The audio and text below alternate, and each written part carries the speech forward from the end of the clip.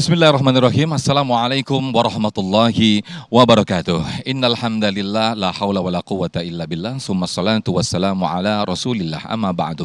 Segala puji bagi Allah, pemirsa, senang sekali kita dipertemukan kembali dalam Majelis Ilmu Udama Indonesiaku yang pada kesempatan siang hari ini kita bersiaran langsung dari Masjid Jami Nurul Madinah, Jalan Raya Cilandak, Ragunan, Jakarta Selatan. Nah, pemirsa, siang hari ini kita akan merefresh keimanan kita kembali. Kita akan mempelajari untuk menguatkan keimanan kita, yaitu salah satu sifat tercela, salah satu sifat yang ini justru menjadikan dosa kita bertambah, yaitu buruk sangka atau suuzon.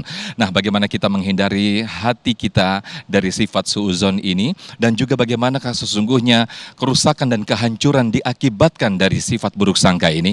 Insya Allah kita akan pelajari bersama-sama, mendengarkan tausiah dari guru-guru kita, Kiai Haji Syarif Matnaji dan juga Syekhuna Syekh Fikri Thorik.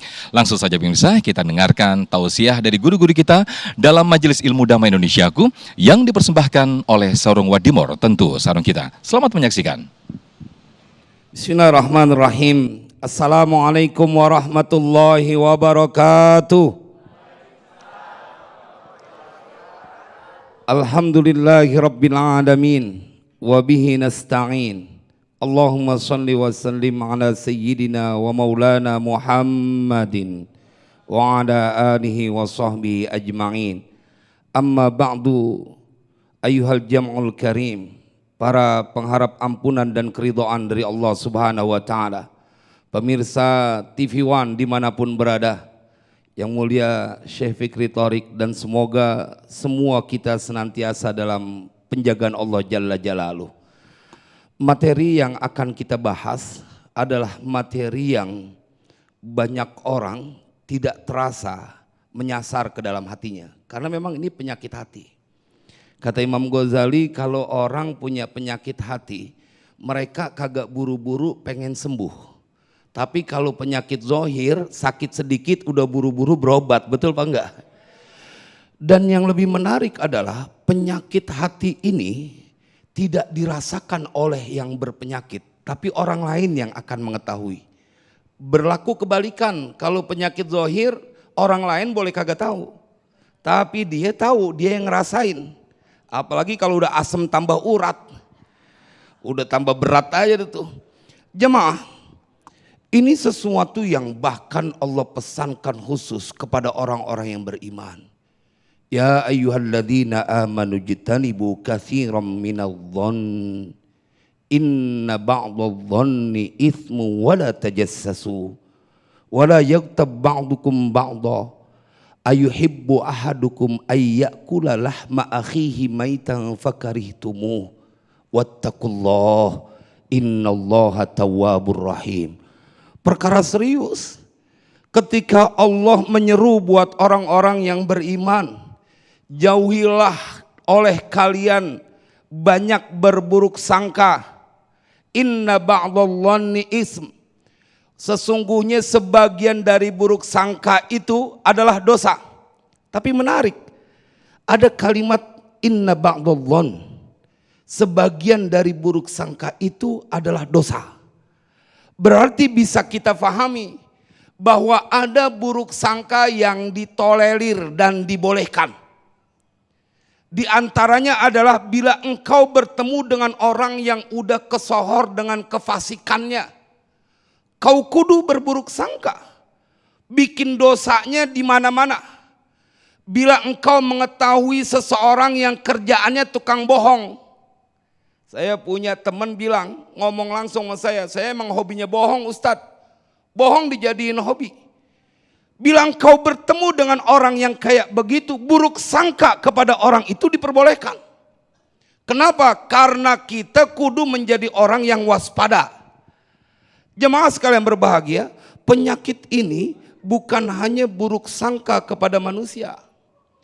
Kadang-kadang sama Allah juga pada buruk sangka.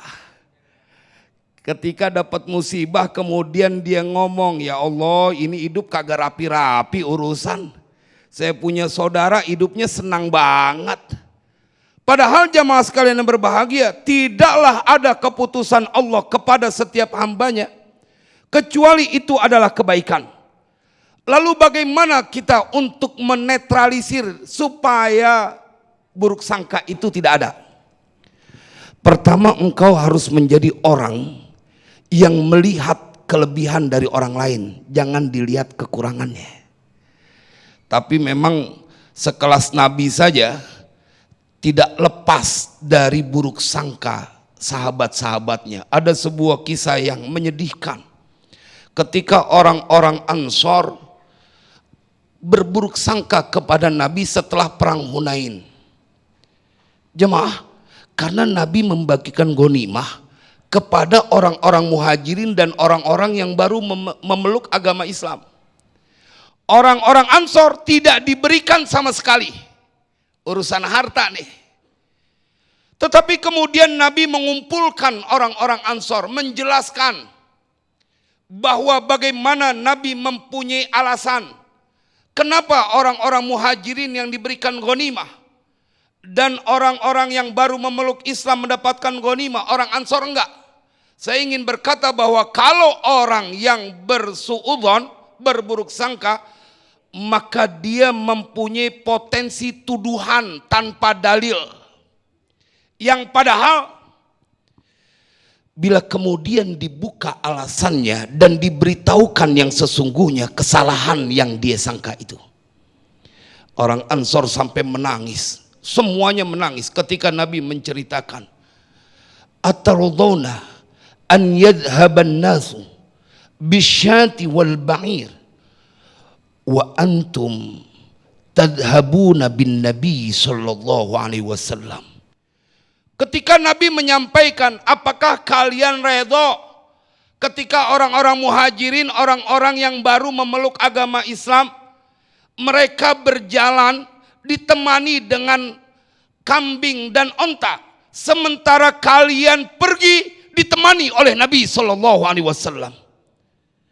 Menangis orang-orang Ansor karena buruk sangka kepada Nabi. Ente kagak tahu itu kambing, itu onta yang diberikan kepada mereka tidak seujung kuku dengan kebahagiaan yang kalian peroleh. Karena kemanapun kalian berjalan, Nabi yang akan menemani. Sallu ala Nabi. Sallu ala Nabi.